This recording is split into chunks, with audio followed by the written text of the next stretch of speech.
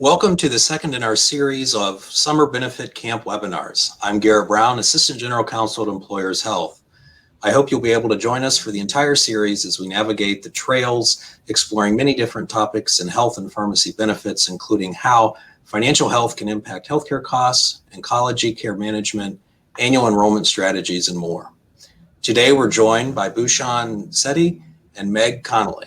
Bhushan is the joint leader of PwC's Global People and Organization practice, where he shapes and drives the firm's global network strategy. He is a leading thinker and co-authored PwC's Workforce of Future 2030 research and is currently part of the T20 Future of Work Task Force, where he, with leading global think tanks and business and academic leaders, work to influence future public policy.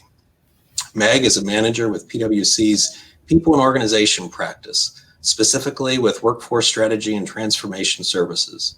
An experienced consultant, Meg has partnered with organizations to help them navigate large-scale business transformations, especially around workforce strategy and technology implementation. Before we begin, I want to cover a few housekeeping items. First, all attendees are currently in listen-only mode. Please send any questions using the chat or Q&A function in your control panel on the right of the screen. During this presentation, we will address questions as they are asked. As a reminder, only the presenters can see your questions, so don't be afraid to submit them. In addition, there is a handout section in your control panel where you can download a copy of today's presentation. Finally, upon exiting the webinar, you will receive a survey to provide feedback. We appreciate all attendee feedback in order to provide future valuable educational opportunities. Before I turn it over to the presenters, I'd like to make an important note. This presentation is crafted not just to address near-term tactical decision points. Rather, Bhushan and Meg will discuss future possibilities and considerations that may drive near-term as well as long-term workforce strategies. And with that, I'm going to turn it over to Bhushan and Meg. Thank you, Garrett. Good afternoon, everyone. Delighted to be here. For those who are following European football, thank you for distracting yourself for an hour by looking at us on screen. This is a very important topic right now for lots and lots of organizations as they're thinking through what does life look like for our business and our workforce post-pandemic. We don't quite know. It's just like the future of work. We don't quite know when post-pandemic starts and begins. But I think we're approaching, in the US, we're very fortunate with the vaccines. We're very fortunate with reopening that's happening. And slowly but surely, many offices around the country are reopening. So really delighted to share some of our perspectives on how we see the future and how we see our clients thinking about the future in terms of their business and their people, but also very much talking about the here and now sets of issues. So really looking forward to this session and going to make it interactive, informative, and hopefully a little bit of fun. Meg, you want to take the next one? Yep, great. And so just as Bhushan had mentioned, we also want to make this as interactive as possible. Please feel free to put your questions in our chat. We will be answering questions throughout the presentation. But to get us kicked off, we wanted to start off with a polling question to get to know a little bit about what you all are thinking. So on the slide here, you can use the QR code. You can text WF strategy to 22333, or you can use the website pollev.com/WF strategy. They've also put it into the chat if you want to just click on that link and give us one word that describes your top future of work priority today. One word, put it in there, and we're going to just see what some of the results are in a word cloud format. So we'll give everybody about a minute to get those answers in. This is in the old days. This is where we would take a marker pen and we would brainstorm, on the whiteboard, or we would ask you questions just as an icebreaker. So this is our digital virtual way of doing it. Meg, what's your one word? Yeah, I think about this a lot, and I think it changes over time. But right now, my one word would be empathy. I just think with everything that's been happening, everybody is in different situations, whether you're, a parent with children, or you're of a different generation, or a younger person living by themselves in a small apartment, you're dealing with isolation. so much is going on in different people with different people's perspectives that you really just have to have empathy when you're talking to your colleagues or thinking about your workforce at all. So what about you, Bhushan? What's your one word? Mine's uncertainty. We still don't know where we're going to be globally with vaccines. We don't know where we're going to be with our economy and rising inflation and interest rates and unemployment rates. And so what industries are going to recover faster than others? So I think there's still a lot of uncertainty domestically and globally that influences business and the workforce. Yeah, definitely. And it looks like we're getting a lot of responses in here. Flexibility seems to be a big one. Definitely seeing a lot of flexibility needed, both on a employee wanting flexibility and work employers needing to be flexible. So that's an interesting one there. And well-being as well, and empathy. Somebody else had the same word as me. So there you go. We're definitely going to dive into some of the data here, but thank you for sharing your words and everything like that. So I'll move back into the slides, Bhushan, if you want to. Thank you. And feel free to continue to add your words and we can take a look at that towards the end. So one of the things we wanted to do is before we can actually think about how do we return to the workplace, how do we think about new benefits programs that we need for hybrid work or remote work, how do we think about flexibility, how do we make sure that we bring back the right populations, that we have equity in our plans, and that we deliver on the diversity and inclusion targets that many businesses have. Before we do any of that, as we work with businesses across different industries, it really starts with how are you thinking about your work and your workforce in the future. So the future of work is a big term, very misunderstood. We want to spend probably 10, 15 minutes to take you on a bit of a look back and a look forward around the future of work. And then we're going to kind of connect it back to what are we seeing here and now. So one of the things, if we just go back to the previous chart, one of the things that when we talk about kind of the future, every one of our clients that's working on a here and now strategy to say, how do I make remote work better? How do I redefine benefits plans? How do I start slowly bringing people back? What's the right plan to bring people back? Is it by teams? Is it by rotation? Is it based on preference? How do I handle all the other constraints that people have around them that are distractions or fears of safety and commutes? For certain businesses, it's how do we actually go hire talent, because talent has been reallocated across certain businesses, certain human intensive businesses that have been reallocated, say, out of transportation or food industry into say healthcare. So there's a number of challenges today that organizations are thinking about. The best practices for organizations are to think about those in a longer term context, in a context of a future of work program. And many of our clients have both. They have a here and now, and they have what do we want to be in the future. And some flavors of this discussion on the future of work do include things like purpose. What are we trying to achieve as an organization? We are not a bank just to provide a place to keep people's assets and provide deposits and financial advice, but what's our purpose? What are we doing around providing credit and housing to underrepresented communities so that they can actually drive home ownership?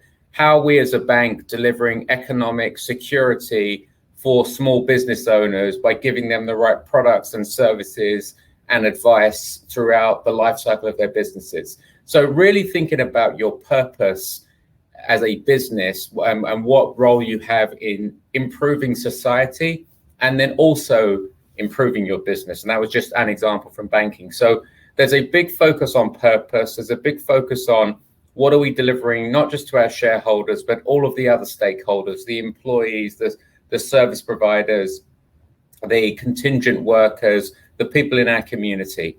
So really kind of aligned kind of with the ESG agenda, the trust agenda that's so important right now. Really started when we talked about stakeholder capitalism a few years ago, where a number of businesses through the Business Roundtable came together.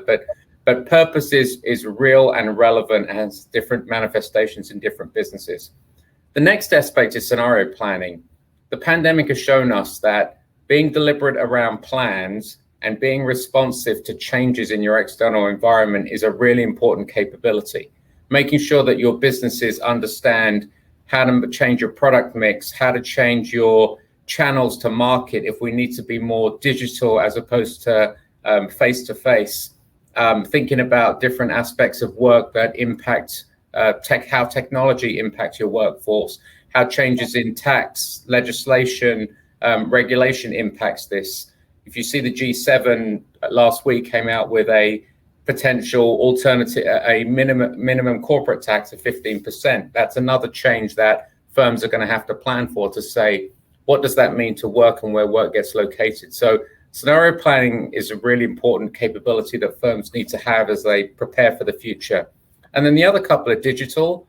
Obviously, that technology plays a massive role right now in business, whether it's how do we introduce small scale automation in terms of driving better efficiency and productivity, through to how do we have the right cloud-based solutions, how do we accelerate our digital journeys, and also the important topic du jour of things like security. How do I make sure that my assets are protected, that my technology and my infrastructure is safe from hackers? And we've seen a lot of that in the news recently.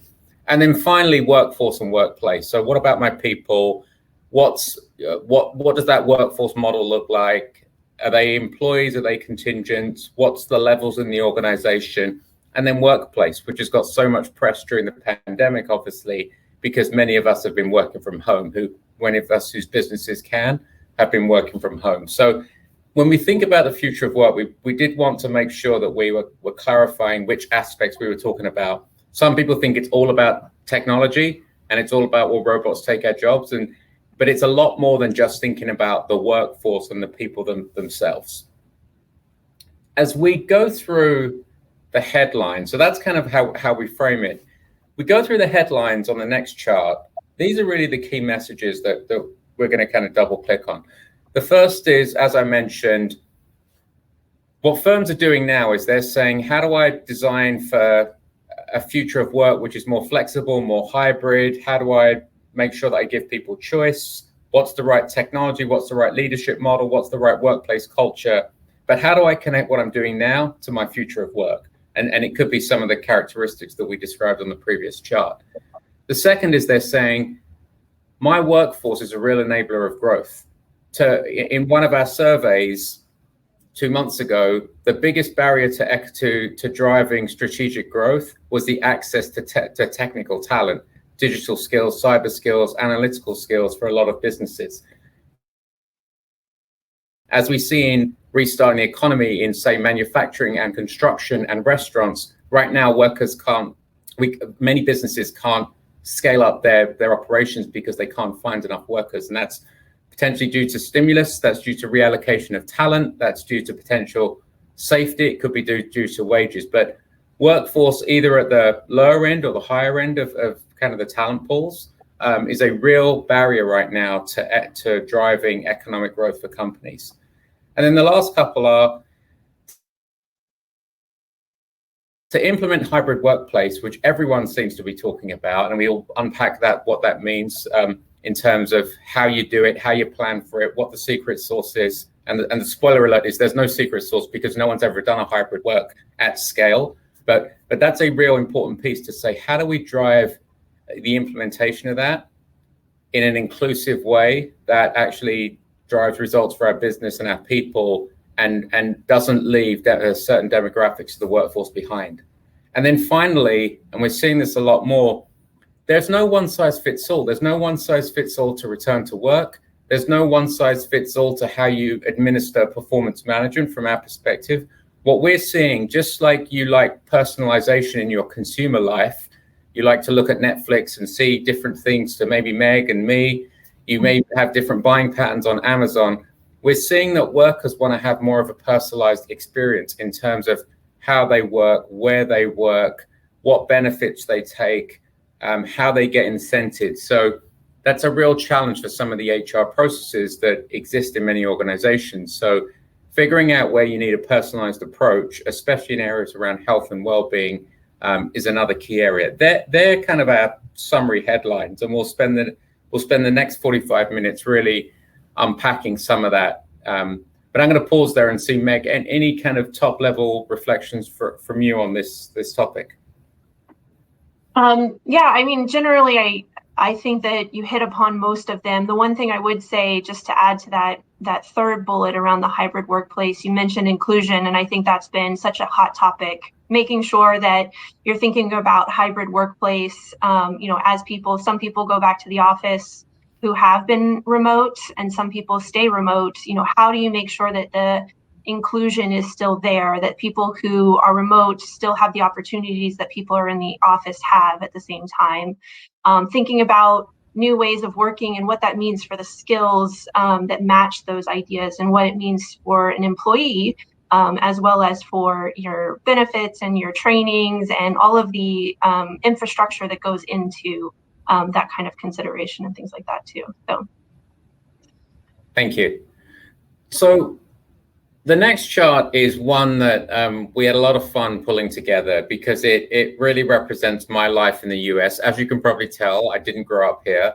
I moved to the US in just after year 2000 at the height of the .com. And what we're trying to highlight here is different incarnations of the future of work have been around for at least 20 years that I've been here working.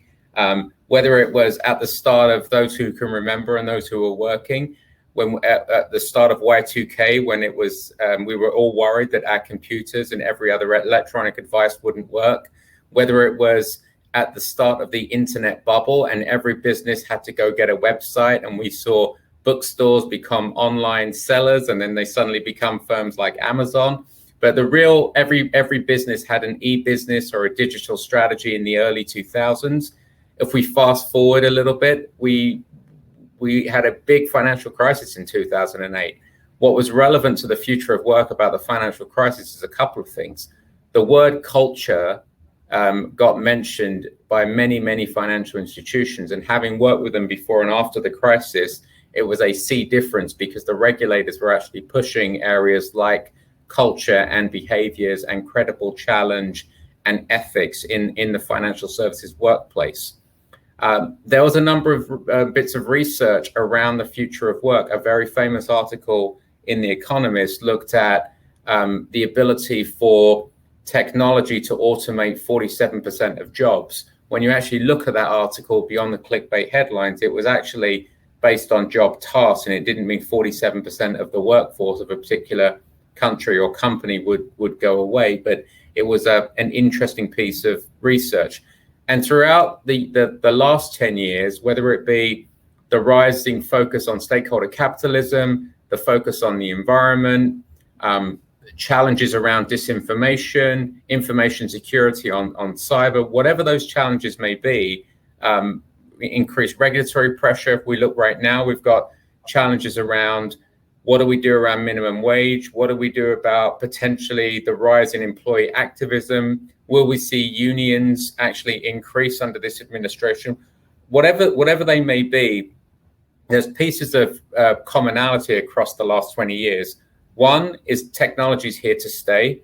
But one thing, again, the dirty little secret, is we always exaggerate the impact of technology. We always think it's going to be a doomsday scenario and it's going to eliminate lots of jobs, and it doesn't. We also extol the benefits and think it's going to give us a lot more productivity benefits and a much easier work life, and it also doesn't. So there's kind of some lessons learned there.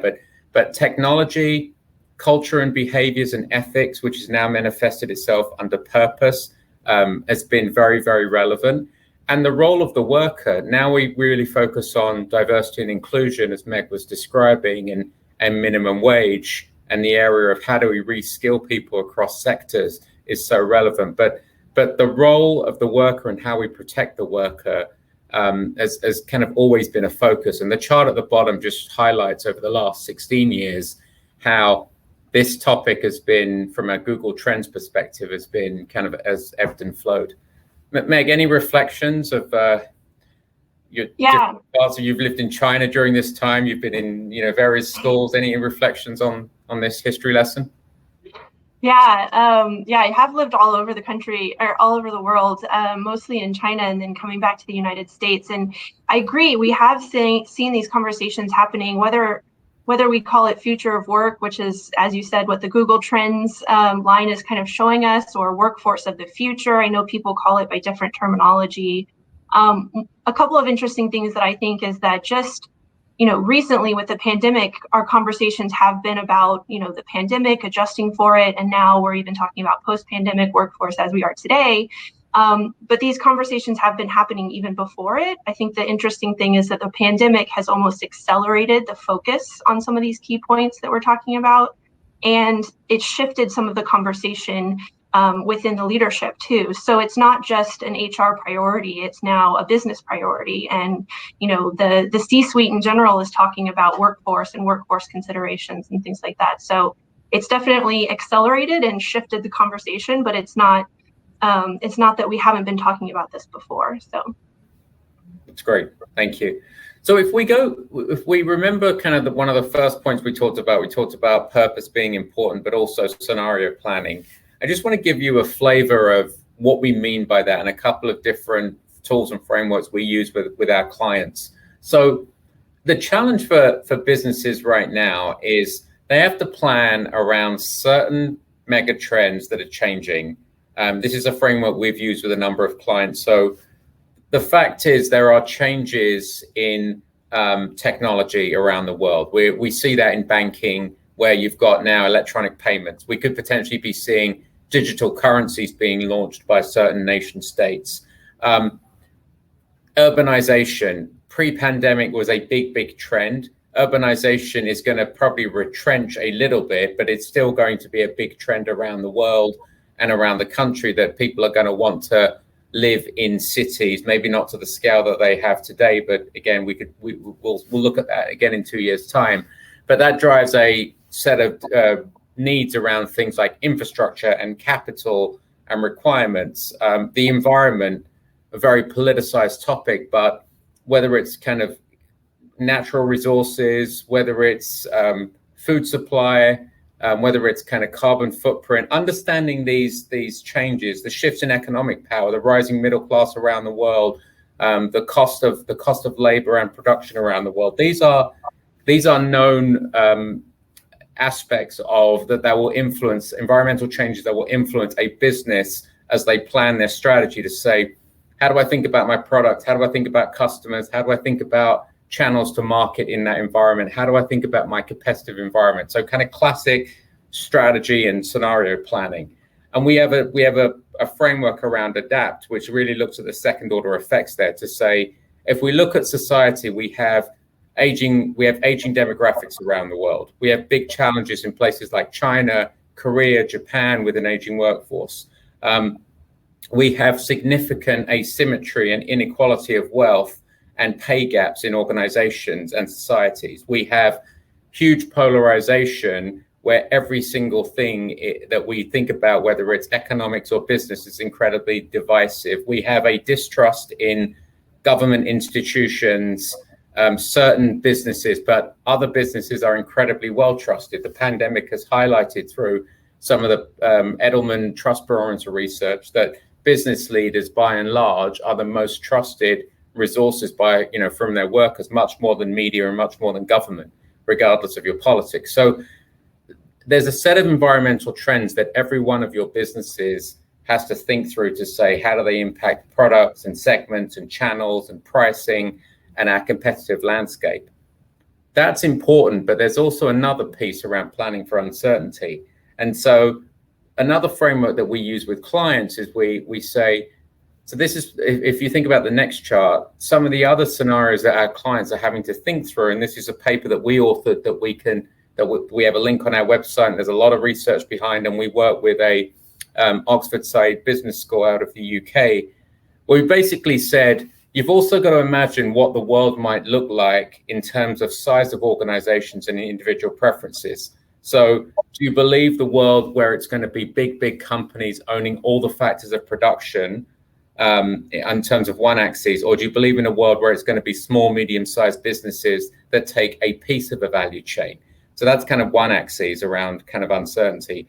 And then on the other part of the axis, we on the x-axis, we say, do you believe that the world of work is going to be much more focused on individualism, which means it's about me, it's about my company, it's about maximizing profits and not thinking about, say, the environment or other stakeholders?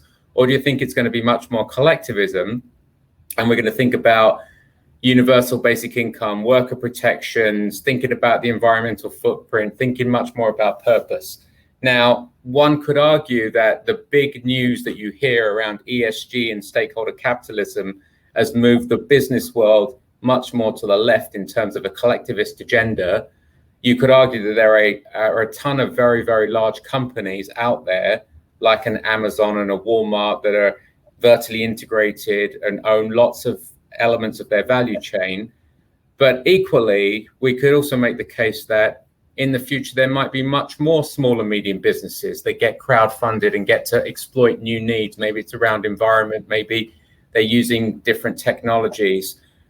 We could see a retrenchment. We could see a number of businesses and in different parts of the country or different parts of the world kind of maximizing their own agenda around kind of individualism and thinking about a startup environment. And my sole goal is to actually IPO or become part of a SPAC or something like that. So the piece here is not, this is not blind futurism, and this is not making a big grandiose prediction. The reason why we're sharing this with you is in every management team and boardroom and in every line of business right now, firms are thinking through different scenarios that impact their business. They may not be exactly the scenarios I'm laying out, but they are looking ahead to say, what might change in my environment? What do I know about? What do I need to kind of plan for? And what bets or assumptions do I need to make? And then backing it into, what does that mean to my core business, my products, my customers, my pricing, my revenue, and then my people and my workplace? And that's why I kind of wanted to take you on that journey to really unpack, when we talk about strategy and scenario planning, it always starts with kind of the external perspective. And then it gets down to things like skills and workers and workplace and benefits plans, which I know a lot of the audience is interested here. So I hope that's helpful and not too overwhelming. Meg, do we want to go to the polling question? And then, do you want to cover this chart and then we'll go to the polling question? Yeah, I was going to say, I think we have this last chart and it just takes a list of, today's workplace and workforce priorities. We also do, Bhushan, have a question in the Q&A panel if we want to just take a minute to look at that. Relevant to this slide, actually. So do you think moving to work remotely could negatively impact company culture? It's a really interesting question, and thanks for the brave person who asked it. A number of businesses and public CEOs have publicly said they cannot wait to get back to the office, say in areas like banking, because they feel that that's really important to them. So it will depend on the company, it will depend on the leadership. There are a lot of leaders who are looking to accelerate bringing their people back. It's intern season, it's new hire season for graduates coming out of college. So we see a lot more younger people being onboarded in a physical workplace, especially in urban centers. But equally, we can name lots of businesses, lots of clients, lots of leaders who are actually saying, let's wait till September. Let's sit this one out for a little while and people continue to work remote, or it's based on choice. What I've said about this is, if we look in the long term, we're going to have a few more people potentially working remote on a permanent basis. What we're also going to do is we're going to have a lot less people, if they don't need to, be back 5 days a week, 9 to 5 in the office. But hopefully what we're going to do in the middle is we're going to have a whole lot of people that are going to have flexibility in the way that it was always intended, where it's based on choice, you can manage by outcomes. It might mean that you come into the office 3 days a week, or you might choose to come in 4 or 5 days if you really want to be around people, if you need a quiet space to work as well as a collaborative space, if you really are at a stage of your career where you want to learn from people and build relationships in person and don't have to worry about a commute. So it's a very emotionally charged question, because there's actually no right or wrong, and this thing is also radicalized people I've seen in organizations. And I think it comes back to the company and comes back to the leadership model around kind of what's right for them. If it doesn't work for people, top talent will walk, because like we said earlier, Meg, there's a big talent war out there for top talent as well. So it's a tricky area that firms have got to get right, and have got to anticipate the risks of either losing people or moving the pendulum too far from where we are today. Yeah. And I think just to add to that too, Bhushan, and what we talked about earlier is that scenario planning and that uncertainty, is that there is a lot of uncertainty out there right now. And so people and organizations are asking those questions and thinking about, how does it apply to my context? And that's really where organizations need to start thinking, is like, what is it that we want to accomplish? What culture do we want to be pushing out? How do we need to adjust in alignment with our new ways of working, whether you go back to the office full time or whether you do have some sort of hybrid organization. Culture is always a trigger question for a lot of, or trigger word, I should say, for a lot of organizations. But I think it's more the awareness of it. And you're right, Bhushan, is like thinking about it from a flexibility perspective. So, and kind of using that as a segue into our polling question, we do have another question for you. This time it's multiple choice. We want to hear from you what your priorities are for workforce strategy over the next 2 to 3 years. We have 5 different options on here. The first one being reskilling, upskilling, and building skills of tomorrow. The second one being addressing a more diverse and inclusive workforce. C is building organization purpose and trust. D is integrating workforce scenario planning. And E is investment in technology to improve employee productivity. So similar to what we had done before, you can use the website pollev.com/WF strategy, or you can text WF strategy to 22333 and just put in A, B, C, D, or E to let us know what is your highest priority that you're looking at for workforce strategy. We're getting a couple of answers in here, so we'll give everybody a minute or two to answer, and then I will share the live results. And Meg, one reflection, if we look at the previous chart, every one of those on that previous snake diagram is really the here and now topics that everyone's focused on. We've talked about much of this: diversity, hybrid working, what's the right culture. We didn't hit upon productivity and rewards and well-being. This group knows a lot about benefits and well-being. But every one of these seems to be relevant to a lot of organizations right now. The challenge is, how do you connect the earlier dialogue we had with this? How do you make sure that when we're thinking about our workplace design and our physical layout and how we have more collaboration spaces and some touchdown desks and some technology where people can book desks if they're not coming in kind of every day, how do we kind of design that using all of the good technologies and all of the good learnings that we've had about workplace flexibility and preferences in the future? How do we do that with the right environmental focus, that we're not kind of constraining or increasing our carbon footprint unnecessarily through investments in big technologies or data centers? So connecting the here and now to the future is a really important question that the audience should really be asking of their leaders and of their HR leaders and of the people putting together HR programs, to say, to what extent have we thought about the future considerations around any one of these topics? Yeah, so great should point. we reveal the data? Yep. And it looks like most people are focused on reskilling, upskilling, and building skills of tomorrow, with a couple of other topics in there, which actually, Bhushan, kind of aligns with a question that we just got in the chat. So can we speak to training of new employees, especially in a virtual environment? I know training in general has been a hot topic, but Bhushan, do you want to hit this one, new employees? Yeah, the key thing for new employees that have never worked before, so people coming out of college, I think it's really important to understand, if they can, come and have some physical contact and some learning on the job in person. It is a much better work experience than people who've never kind of been in an office before. So that's an important part.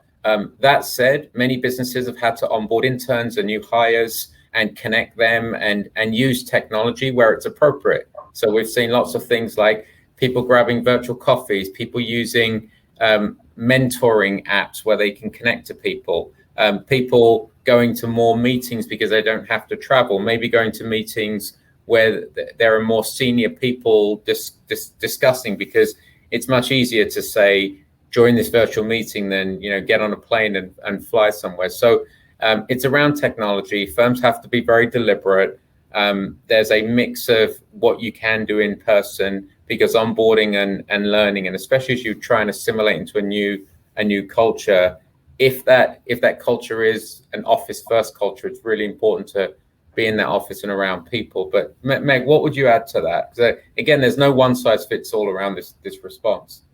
Yeah, and some of the things that I've seen really successful over the last year with everybody going virtual is just the multiple touch points that you have with a new joiner. So not just relying on one day new joiner onboarding kind of session that we used to do all in person, but really instilling kind of a network and support system for that person. So maybe they have a virtual coffee chat with their manager on the first day, and then they jump into some of their on the job training that they need to do, but then they hear from a leader or they hear from a coach if that's what your organization does.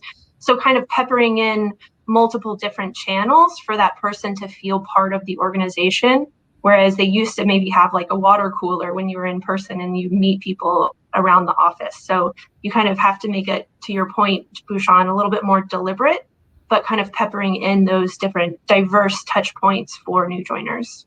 Yeah. And given the audience and the kind of focus on benefits, like employee reskilling, whether that's sending me to a virtual course or building your own internal program and credentializing your employees around either digital skills or soft or management skills, is a really important employee benefit that people value. And people, in our research, people will join a company and trade part of their salary for the ability to learn. And the whole concept of lifelong learning and what you learn on the job is much more than what you'll learn in any technical college or university, is a real one that we're seeing play out in a lot of industries right now. Yeah, I think people are ready to learn new technologies and upskill themselves to be ready for the future. So jumping back into the slides, Bhushan, I think we had, I'm going to skip this polling since we just finished it. I think we wanted to jump into the growth discussion. Yeah, so we've hit on this a little bit already in terms of, part of our data is the term return to growth comes up a lot. In fact, we started talking about it 12 months ago and we thought we were out of this pandemic. What did we know then? But now when we're at, almost 60-70% vaccines in certain parts of the US and vaccine rates, we can start talking about how do we grow the economy? How do we grow our business, especially those businesses that have been more dormant and reliant on kind of reopening the economy and human interactions, travel, transportation, food industry, to some degree, construction and manufacturing, haven't had all of the workforce, all of the labor that they've needed. So whether it's at the trade skills level or the technical skills level in, say, high skill areas like cyber security, data analytics, we see talent, attraction and retention being a real barrier for organizations right now. So our stat here from over 700 executives in March of this year said almost 60% of them see this as the biggest barrier to growth. And so what firms are actually now doubling down on doing is to say, how do we compete? How do we compete with other firms that are more flexible than us in terms of hiring or retaining talent? How do we compete by giving the right culture, the right management process, the right onboarding, the right learning? Should we be looking in alternative talent pools? If you think about the area of cybersecurity, there isn't enough cyber experienced talent out there to meet the needs of all of the businesses here in the US. So how do we actually start recruiting, not based on prior job descriptions and experience, but taking a skills-based approach to say, you have analytical skills, you have good problem solving skills, you have good learning skills, you have a few digital skills. How do we say that we put that together and say, you have potential, we can actually onboard you and learn on the job and maybe teach you some stuff and you can become that cyber expert of the future. So and that's just one example. We're seeing a lot more of that in different areas where people are saying, how do we reskill people across industry sectors. If you've worked in consumer retail, how can we reskill you to maybe work in healthcare IT? And what are the necessary skills and pathways, and how do we bring people in? So I think over the next few years, we're going to have to get very creative on how we hire, retain, develop people, not to bring politics into it, but this is just the fact this is a big part of President Biden's infrastructure plan on how do we actually reskill people and educate people on the job. A lot of our clients are actually working in their local jurisdiction with workforce development agencies to say, how do we reskill? And there's funding available there as well. But I mean, this is going to be a big issue that is a here and now issue, but absolutely does connect to future of work, future skills that you need. Meg, anything to add from your lens on the chart?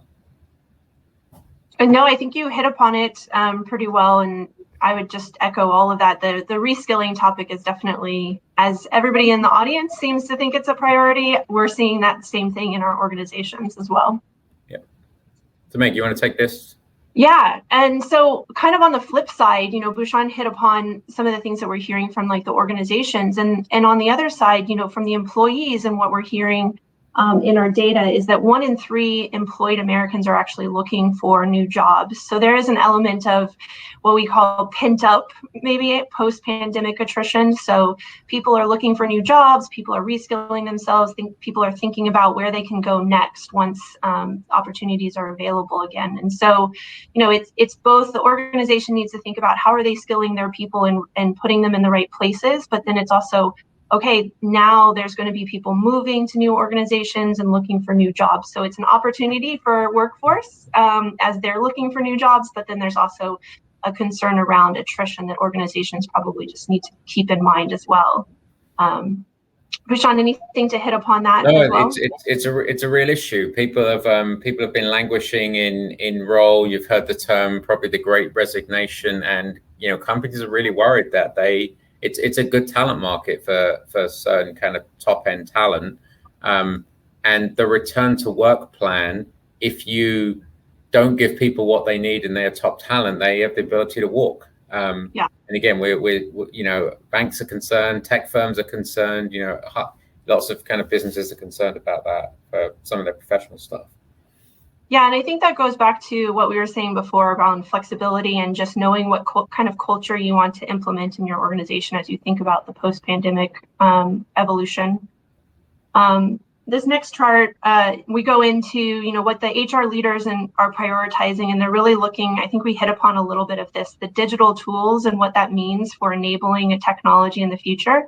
But also the other side of it, they're also investing in inclusive leadership and what that means and how they can help their managers and their leaders to be more inclusive and think about those aspects. So this is results from some of our CHRO inputs, and we really saw that inclusive leadership and enabling digital tools is where leaders are looking to invest in the next couple of years.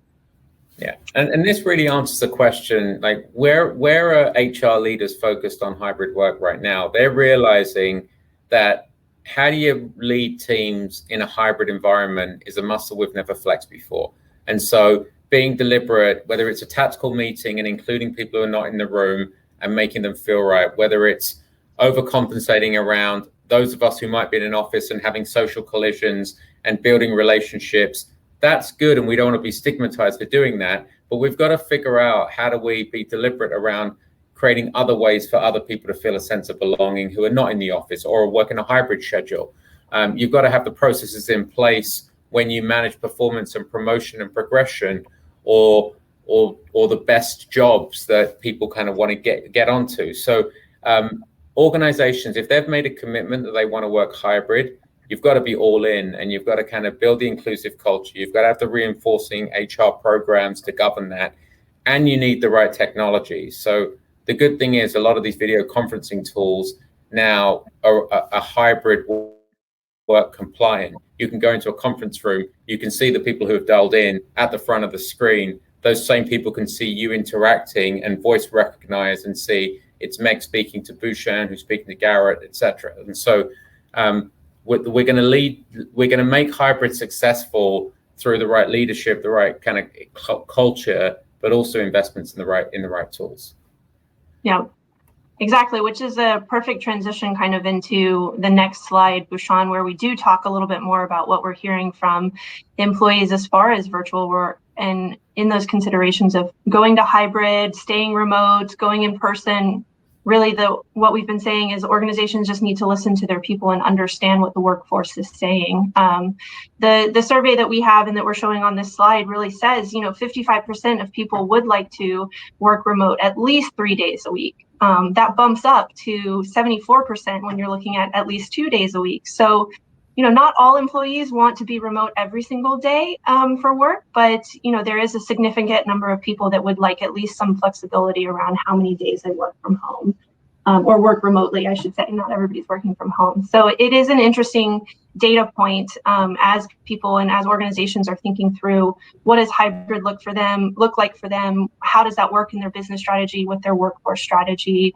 How do they think about the business needs as well as the employee needs and the workforce preferences? Yeah. And that 20-point spread between business leaders and employees in terms of business leaders want people to kind of come back more and be in the office more is real. We see that in lots of industries. And so getting ahead of that, polling your people, engaging and understand people's constraints and managing expectations and differentiating between what it might be between now and September or now in January versus something longer term is an important consideration. We're seeing organizations do lots of things here. They're creating heads of remote work. They are putting out job requisitions for remote only locations. They're consolidating real estate to some small degree to say, if these jobs are going to be permanently remote, they could be work from anywhere. Maybe we don't kind of need physical real estate. So again, at the margins, remote work will increase on a permanent basis. But I think if we look back on this in 2 years' time, maybe it's 2 to 3 days, maybe it's 3 to 4 days. It will differ based on different types of work, different individuals, their distance from a head office or a hub, and the type of work that they do and the cost price for that work. Because what we've also seen is firms increasingly now focus on how do we automate the work? How do we move it to a lower cost location and maybe even an outsourced provider? Because the pandemic has highlighted that some of this can be performed in that way. So maybe we move quickly on, Meg, to through a couple of the other charts. I think the headline here is, as Meg mentioned, reskilling, and as you all mentioned, reskilling is really important. In our last survey, we actually polled a number of workers and said, what do you think the future skills are that are needed? And interestingly, there's a lot of power skills or soft skills, the ability to solve problems, the ability to adapt, the ability to kind of learn and collaborate and influence. It wasn't that people said that digital skills. I think that we're forced learning new ways of working, but it's the softer skills that are going to get us through. And this is very consistent with work we've done with World Economic Forum, even pre-pandemic and everything else we've seen. That's really kind of the skills of the future is the ability to be adaptive and learn and respond to future changes.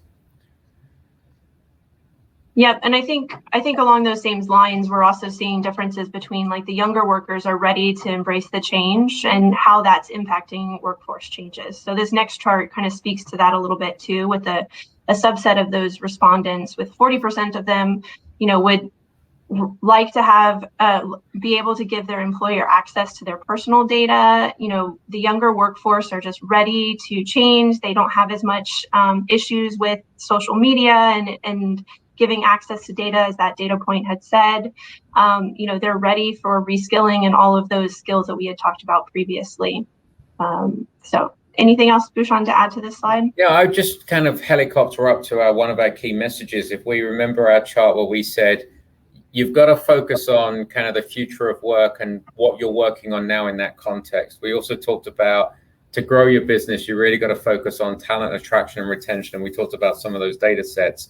We've then spoken about the hybrid work and the importance of it and the inclusion and the leadership behavior. And our final point was, where possible, really taking a personalized approach to your people. This is a classic example. If younger people are looking for differences in terms of reskilling or have different attitudes around privacy and sharing data and surveillance to monitor work performance, that's important to know. If there's different desires from younger people to learn newer skills, like we're showing in this chart here, that's important to know as you look to maybe accelerate people. What companies really need to do is actually produce this data for their own people, to say what can we do. And I think the next chart we have kind of highlights that as well, Meg, where we talk about well-being.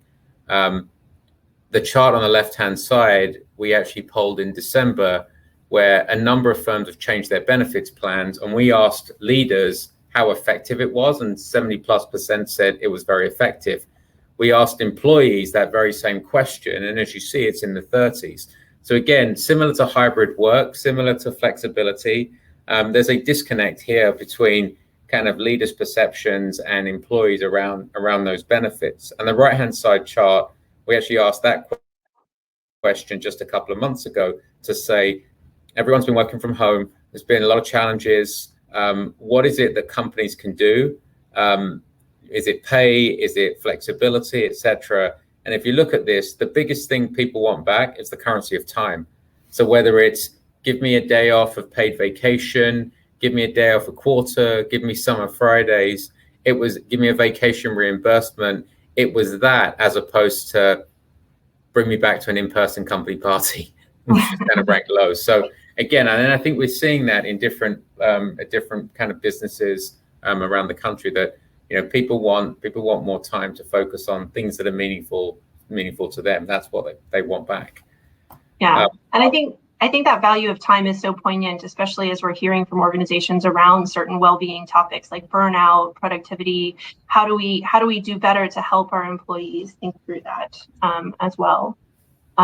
Which similarly takes us to this next slide around, just as Bhushan had said, that developing your well-being and considerations around personalized approaches, making it real for people dependent on what they need.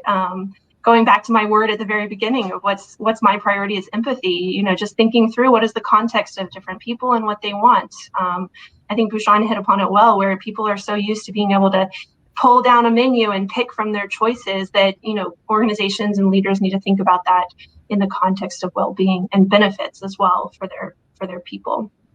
Yeah, and this is not a return to work relevant topic. It is a topic that's relevant to everyone, whether they're coming back, working hybrid, working fully remote. The fact that a third of people are saying there's no spontaneity and fun, that I'm overwhelmed. The term that Adam Grant uses is languishing.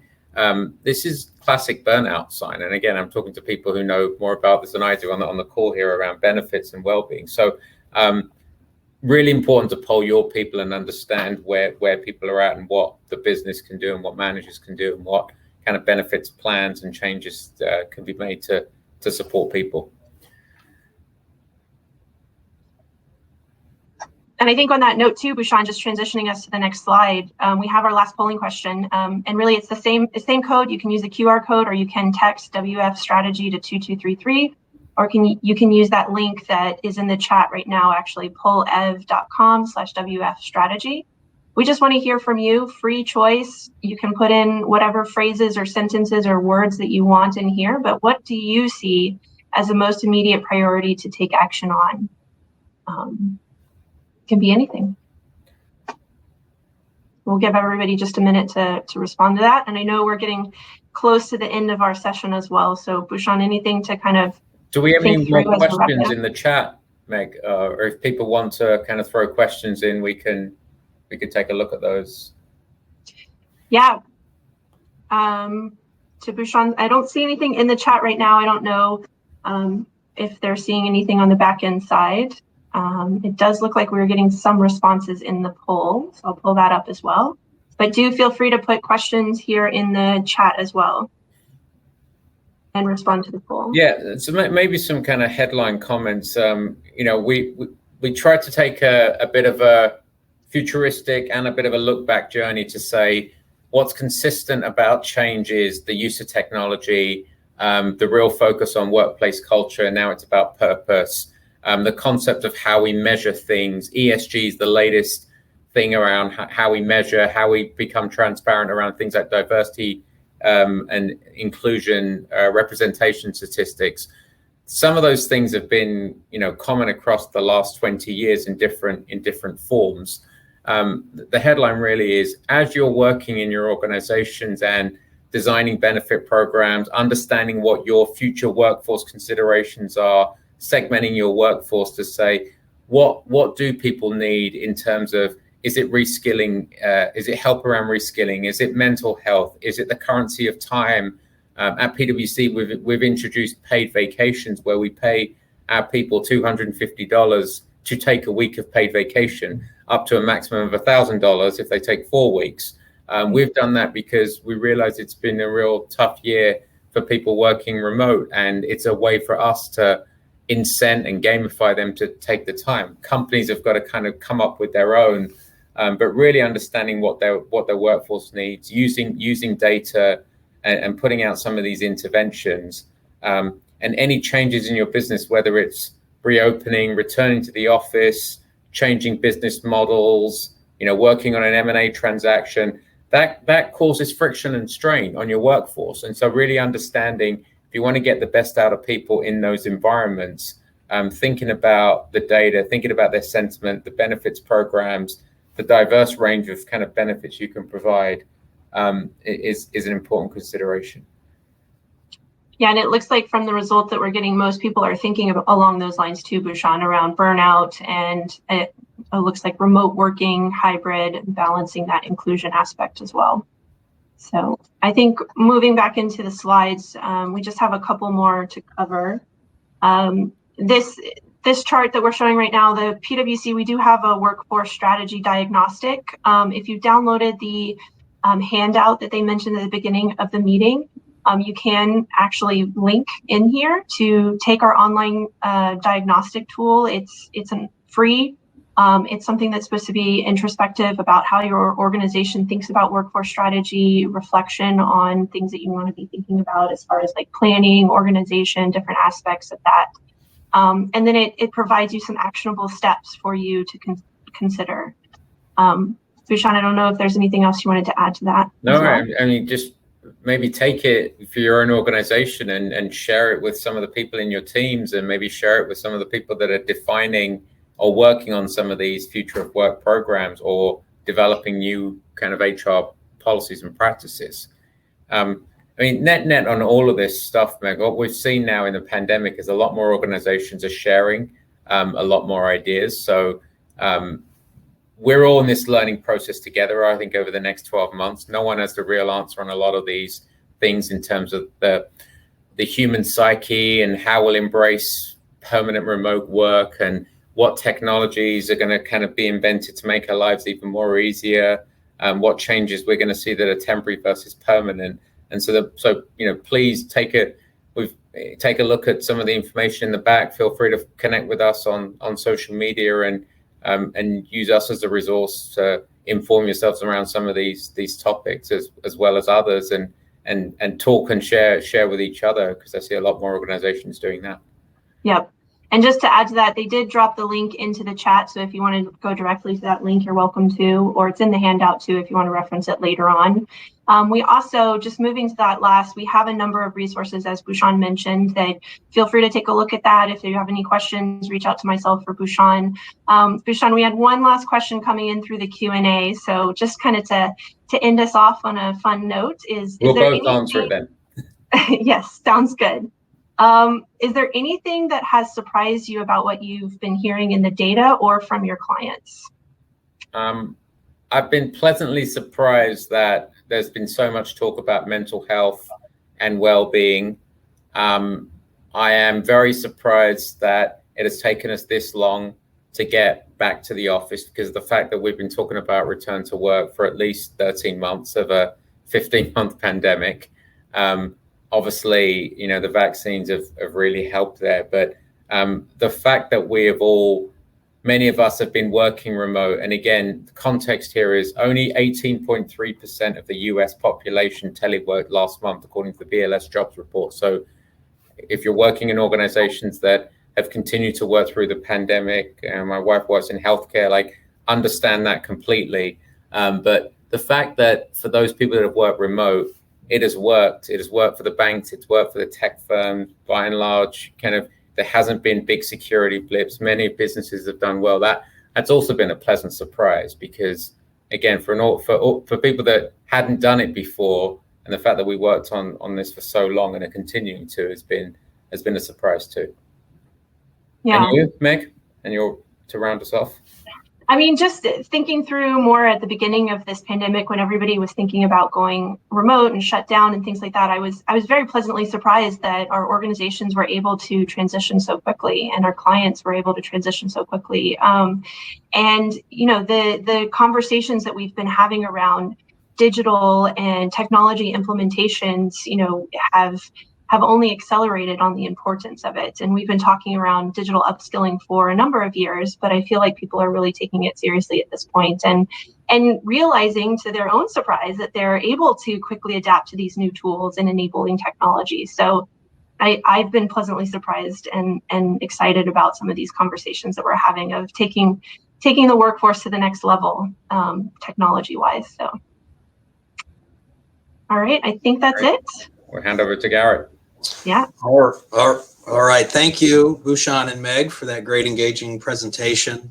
Before we go, I want to remind everyone, if you haven't received a swag bag from our sponsors, click the button in the slide out to claim your swag.